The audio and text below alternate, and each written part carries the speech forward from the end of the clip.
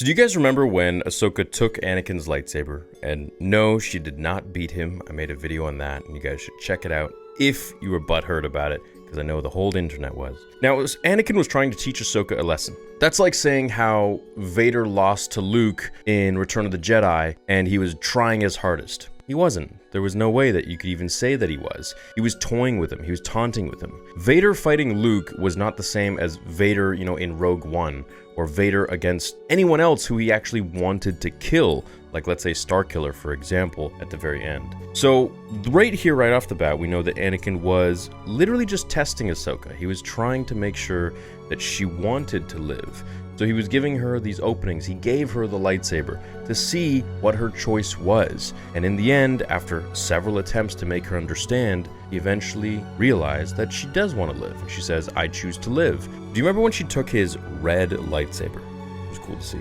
Pressed it against him, and her eyes turned Sith red orange. You might have missed it. You might have thought it's the reflection. I first thought it was the reflection until chat was just absolutely bludgeoning the system, telling me that no, her eyes actually turned Sith orange.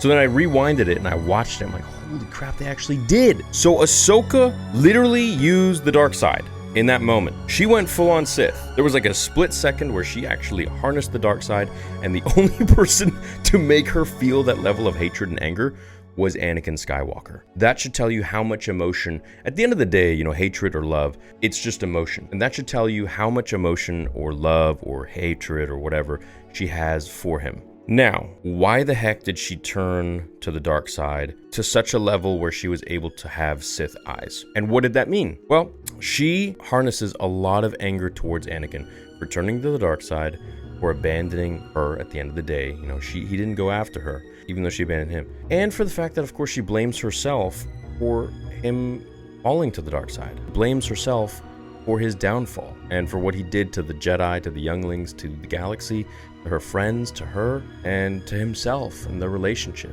And so she blames a lot of this stuff on him. All of it has to do with him. And he was taunting her and pushing her and making her recollect on so many different things from the Clone Wars and this and that. She was really mad about it. And so finally she pressed it to him, about to kill him.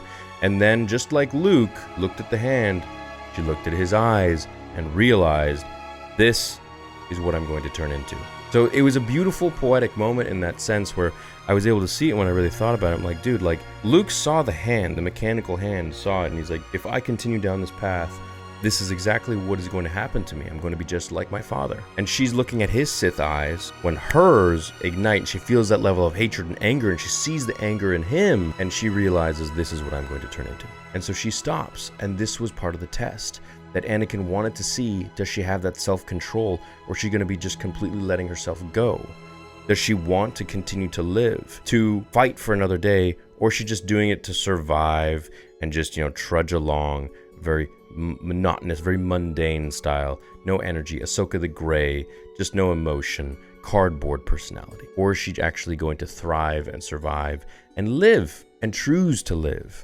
And that's what he was essentially looking for. So her having those Sith orange eyes for me was a really interesting and big moment for her as a character, because it not only showed that she has the potential to, of course, go to the dark side. We did see dark side Ahsoka for a second, forever now, and it's in canon. But also it shows her level of control, something that Anakin didn't have. Mind you, Anakin had such a darker past than Ahsoka, so many more temptations, so much more power, and so much more rage and resentment to the Jedi for holding him back, causing his mother to die. And I say that because he had so many dreams and visions of wanting to go save her, and they just ignored him. They just didn't care. So many dreams and visions of Padme dying, they ignored him, didn't care. Miss them, do not. Mourn them, do not. Or the other way around. It was really quite frustrating for Anakin. I would have lost my mind, and I think any one of us would have too. So personally, I think that Anakin did a pretty... I'm not going to say fantastic job, but I mean, look, it just makes sense why a unhinged, unstable person who needed a lot of therapy would absolutely just lose his cool when it comes to saving his wife. And when you have this dude speaking in your ear constantly saying that, hey, do this, you're going to unlock the power to save your wife, and that's the only thing you care about, probably had major OCD. And it drove him to do some incredibly horrible things. And when he saw Ahsoka refrain from walking down the same path he did, he was very proud of her. and she was able to throw the saber away, just like Luke did, and say, "I will not fight you. You failed, Your Highness." Same with him, same with Anakin. And that was, I think, the big factor, the big changing factor for Anakin, where he was able to see, holy crap, okay, my apprentice, perhaps she is ready to move on. She is ready to fight. And perhaps there is hope in her yet. So I'm pretty happy we got to see that scene. It's very subtle, but if you really dive deep into it and, you know, you go for it, you can kind of see what Dave was going for. At least this is my interpretation. This is my Star Wars theory about it. But at the end of the day, what is yours? How did you interpret that scene? Do you think it was a cool little gimmick so people would talk about it? Or do you think there is a little more behind it, like what I just mentioned? Anyways, I hope you enjoyed today's video. I hope it made you think a little bit. And of course, I will see you all in the next one.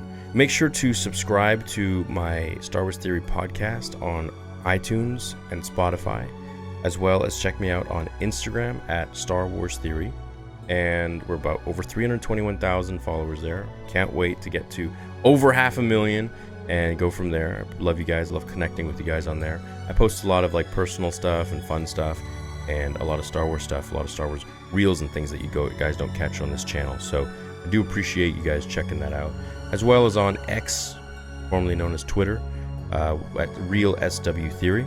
And of course, you guys can grab anything you want from my merch shop, which has 20% off for the next few days only. End of summer 20 is the 20% discount code. I'll link it in the description below. But essentially, I just want to say thank you guys so much for watching the videos and supporting the channel.